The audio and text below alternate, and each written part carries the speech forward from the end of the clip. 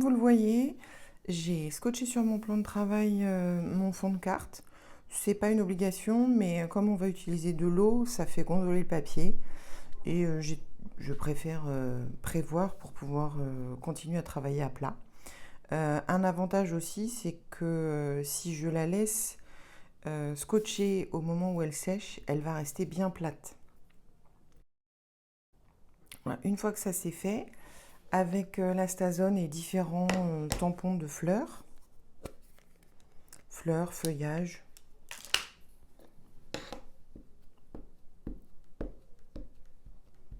je vais venir tamponner sur mon fond de carte.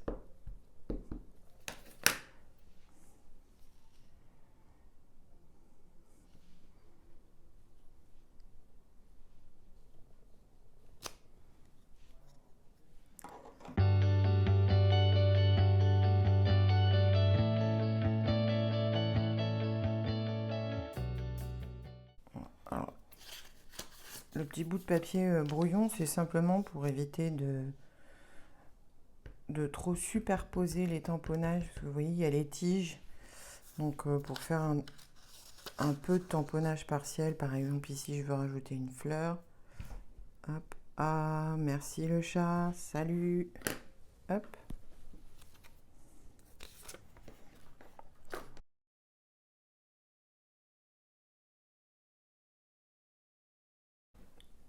Je vais tamponner aussi une bannière. Ce sera pour le sentiment.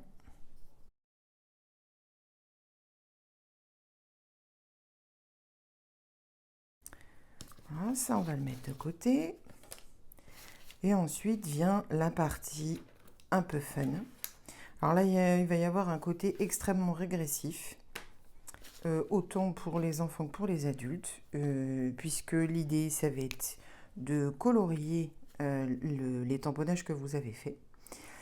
Et ne vous inquiétez pas, vous n'avez pas besoin de rester à l'intérieur. C'est-à-dire qu'on a carrément le droit de déborder. C'est même recommandé.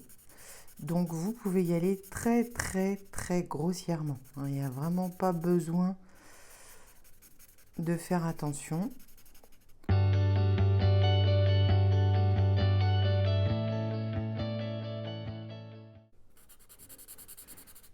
Et du coup, côté coloriage, ça va assez vite quand même.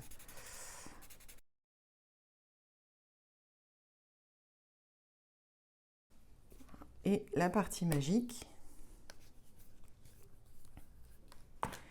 une fois que vous avez fini de colorier, vous allez vaporiser de l'eau dessus.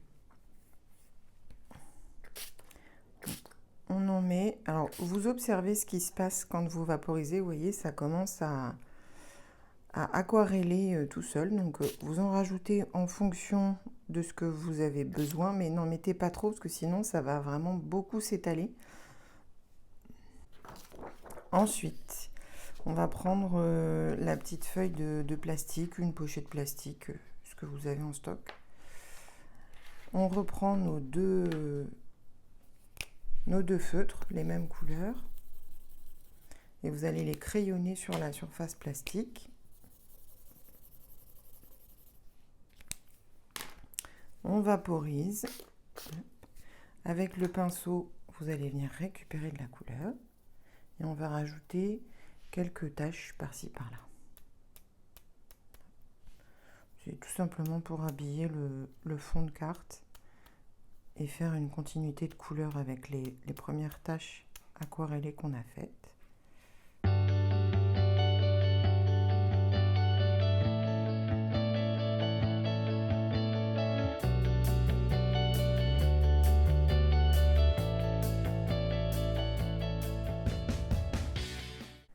Pendant que ça sèche, on va pouvoir découper l'étiquette, la bannière.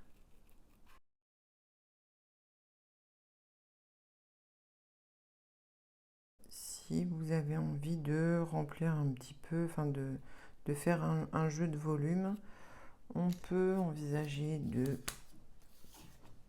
tamponner à nouveau quelques feuillages. Par exemple, celui-là.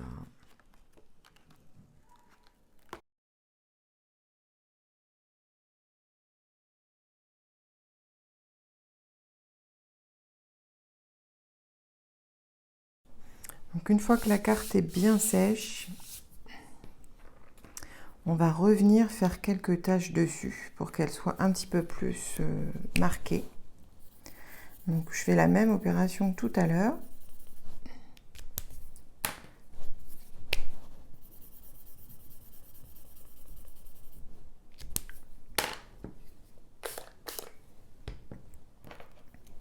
Je vais venir avec mon pinceau récupérer de la couleur et faire des taches un petit peu plus présentes. Donc là, comme le papier est bien sec, elles ne vont pas fuser comme tout à l'heure. Voilà, et maintenant, on va pouvoir faire notre assemblage. Donc voilà, ça peut être intéressant de caser quelques feuilles pour donner cet aspect un peu de volume. D'abord, je vais coller ma bannière, donc avec de l'adhésif 3D, j'en mets de chaque côté. Alors, je n'en mets pas au milieu parce que je vais glisser mes feuilles en dessous et les coller après.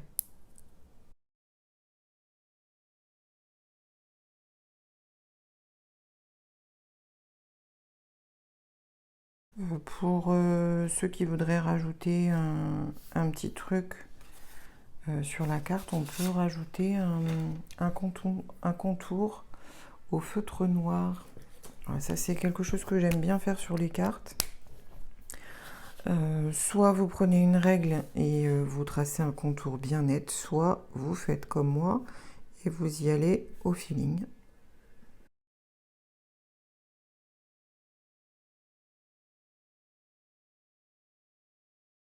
Et pour habiller un tout petit peu le haut de la carte, on va rajouter des gribouillis.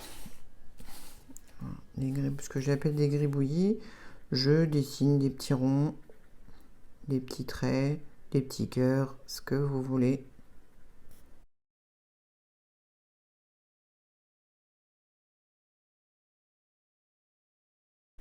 Notre carte est prête. Voilà, donc j'espère que cet atelier vous a plu. Bien évidemment, moi j'ai proposé deux couleurs, rose pour les fleurs, vert pour le feuillage, mais vous faites avec les couleurs que vous voulez. Donc faites des essais. Vous pouvez faire des tests sur un tout petit bout de carton pour voir si les couleurs s'associent ensemble. Donc vous les mettez proches et vous voyez ce que ça donne. Si je les mets toutes les deux côte à côte, est-ce que en se mélangeant, ça va me faire une troisième couleur qui me plaît ou pas?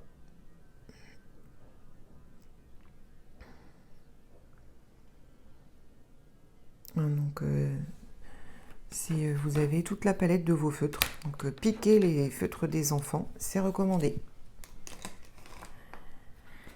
Amusez-vous bien. À bientôt!